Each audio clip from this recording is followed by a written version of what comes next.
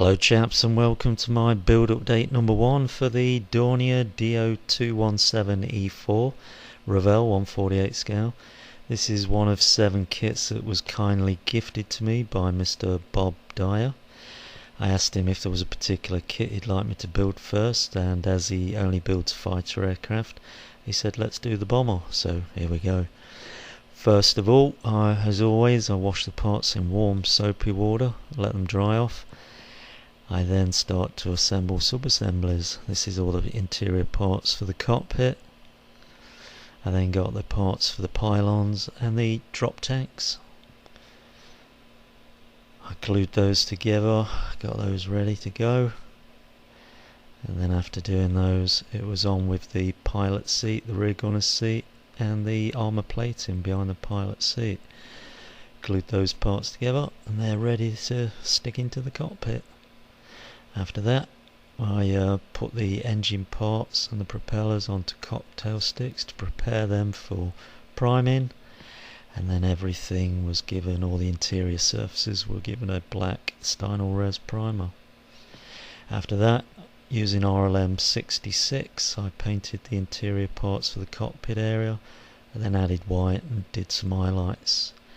Next I did an RLM 02 grey for the inside the wheelway well areas and the inside the wheel bay doors and the bulkheads, etc. Added some white and toned it down and did some highlights. There's the nacelles, mud guards for the wheels and bulkheads. I then detailed the 2 walls and the rear bulkhead for the cockpit. That's the port side interior wall. And that's the starboard side, all detailed up there. And that's the rear bulkhead with the radio transmitters on there. And there's the 2 seats and the armour plating detailed. And then the instrument panel, a lower bulkhead for mounting the bomb sight 2 was detailed. And then that's an upper console that sticks on the inside of the canopy, overhead console. That's the bomb sight, top left corner. That's the magazine rack holder, and that's the base for the gun turret. Everything was then given a gloss clear coat, so it was ready to apply some weathering. And that's the cockpit parts there, with a gloss clear coat now applied. So then I got my oil paints and black, odourless mineral spirits, mixed that together to make a nice dirt wash. Applied that to all the painted parts, let it dry for an hour, and then rubbed it off, rubbed the excess off, leaving on an amount that I like the look of. And there it is applied to inside the nacelles and the wheel bay doors and bulkheads, and inside the wheel bay areas on the wings and the tail end of the fuselage. And then that's after removing the excess to give it a nice sort of dirty finish. That's the main wheel bay doors. There's a couple of bulkheads, rear bulkheads for the nacelles, wheel bay areas. And that's the front bulkheads in the wheel bay nacelle areas. Okay, after that was done, everything was then sealed in with a flat clear coat.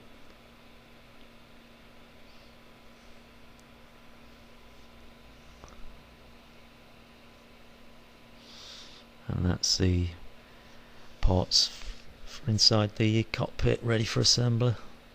But first I wanted to make some seat belts, so using some wine foil I cut some strips and glued them onto the seats, and you'll see those later in the assembly.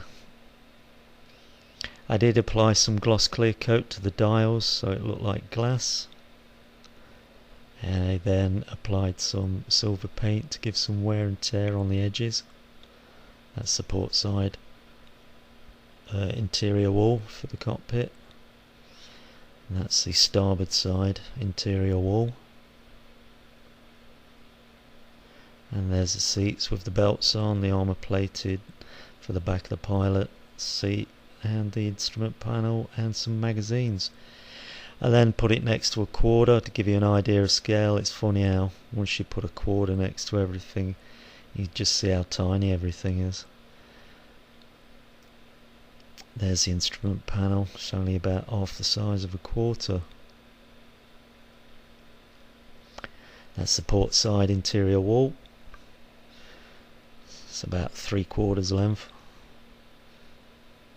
That's the view from the top. Give it a different angle shot. And there's the rear bulkhead next to a quarter. There's the radio transmitter housing.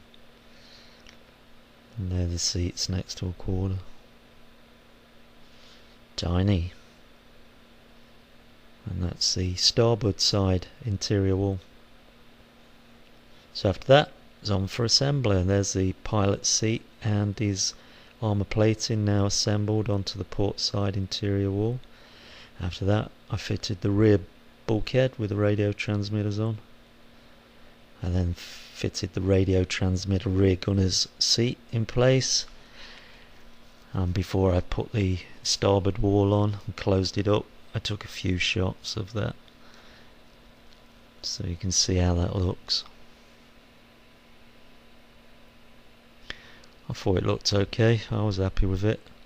Before fitting the starboard side wall though, I had those two gun magazines to put on, and when they were glued in place, I then glued that wall in place to complete that assembly. I then put on the instrument panel, followed by the lower bulkhead with the bomb sight mounted to it, and then took a few shots of this assembly, because that's as far as I've gone with this build update. The only thing that's missing in that cockpit assembly is the steering column, and I've left that off for a reason. I tend to snap things off if I'm not careful when I'm preparing things, masking things before painting. So that's going to be the final detail that I add in there before I glue down the canopy.